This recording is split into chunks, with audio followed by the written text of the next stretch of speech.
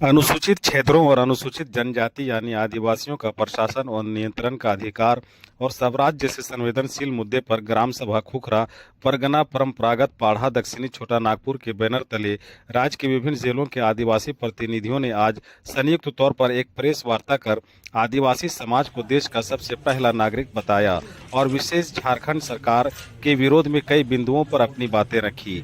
Press वार्ता में पाढ़ा संरक्षक जगरे उरांव विशेष तौर पर मौजूद थे। प्रेस वार्ता में खुखरा परगना परंपरागत पाढ़ा के प्रतिनिधियों ने कहा कि संविधान की विभिन्न धाराओं के तहत आदिवासियों को प्रशासन और नियंत्रण का अधिकार है। वहीं अनुसूचित क्षेत्रों में किसी भी राज्य की कार्यपालिका शक्ति उक्त अनुसूचित के उपबंध के अधीन रहते हुए किसी राज्य के कार्यपालिका शक्ति का विस्तार उसके अनुसूचित क्षेत्रों पर है। बावजूद इसके सरकारें आदिवासी क्षेत्रों का कंट्रोल सरकारी तंत्र और अन्य माध्यमों से करती है, जो स्वराज की भावना और हमारे अधिकारों का हनन है, जिसे बर्दाश्त नहीं किया जाएगा। उन्होंने अनुसूचित आबादी को चुनावी प्रक्रिया में भी शामिल करने की निंदा की। 70 वर्षों से हमारे आदिवासी समाज के साथ ये जो केंद्र सरकार और राज्य सरकार हमारे अपनी राज्य में अनुसूचित जनजाति यानी आदिवासी राज्य में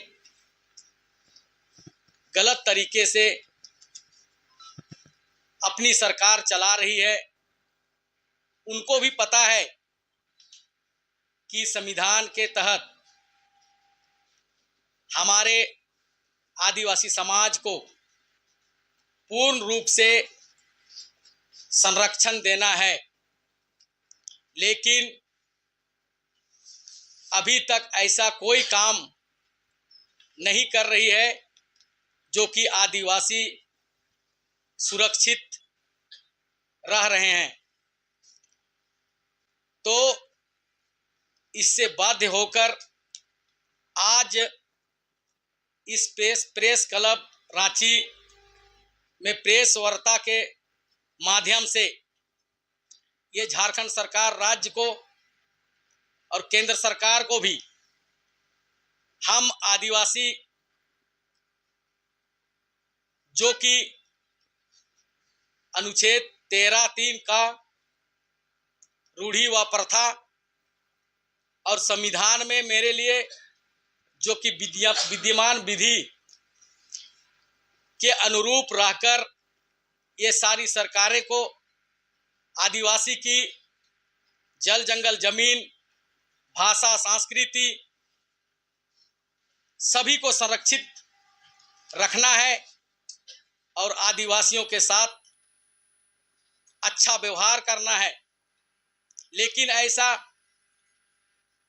ये राज्य सरकार और केंद्र सरकार के द्वारा कभी नहीं किया जा रहा है और अभी तक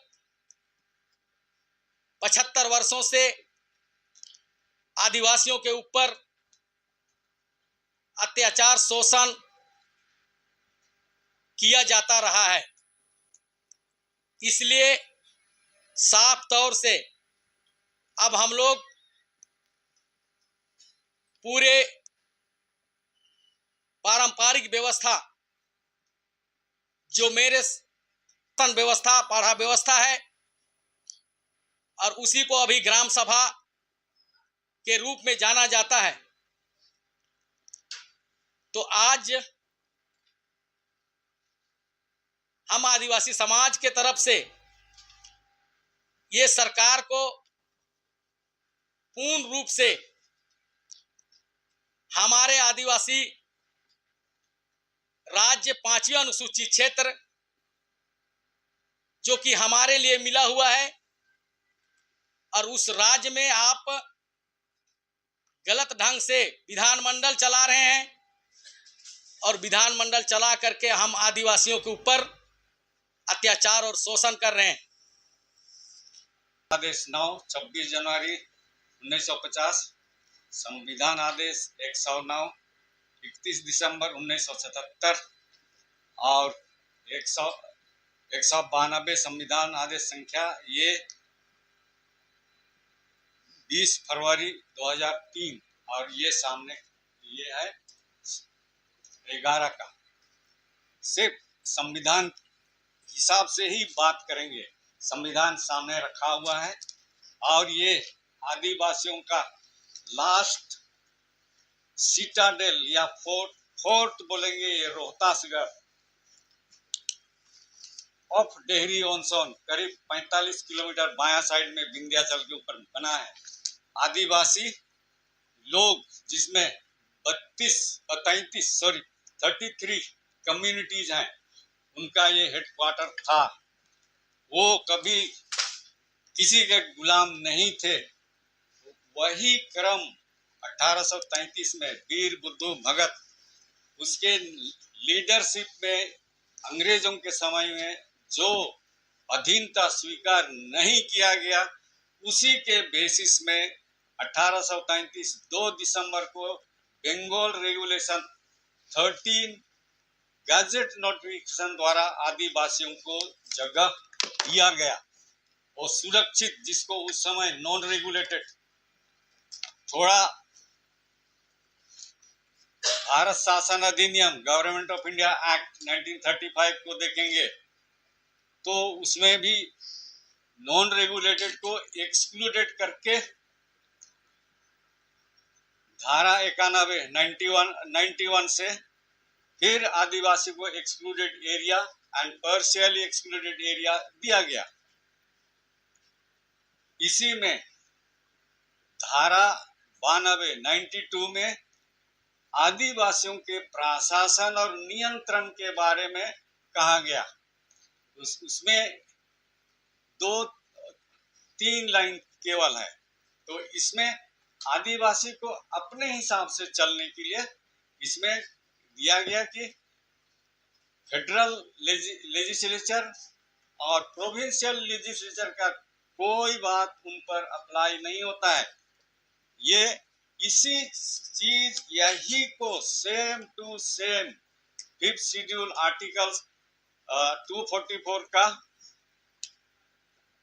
पैराग्राफ 6 में शेड्यूल्ड एरिया का नोटिफिकेशन, उसी के अनुसार प्रेसिडेंट को, भारत के प्रेसिडेंट को एक ही अधिकार दिया गया, शेड्यूल्ड एरिया नोटिफिकेशन। इसमें नीचे जाएंगे पैराग्राफ 3 में, क्लैरिफिकेशन नंबर 3 में, वो उस समय जो था वही 76 को अनुसूची 76 दिया गया। और 5वीं अनुसूची का पैराग्राफ 2 में प्रशासन और नियंत्रण subject to the provision of this schedule the executive power of the state extends to the scheduled area therein दिया। माने जो आदिवासी कहेगा वही। इसमें 2 है, एक आर्टिकल 12 जिसमें अभी जो हम लोग देखते हैं पिलर ऑफ डेमोक्रेसी बोलता है, इसमें कार्यपालिका शक्ति, विधायिका शक्ति और न्यायपालिका शक्ति इसी आर्टिकल 12 में लगाया हुआ है। तो उसमें राज मीन्स यही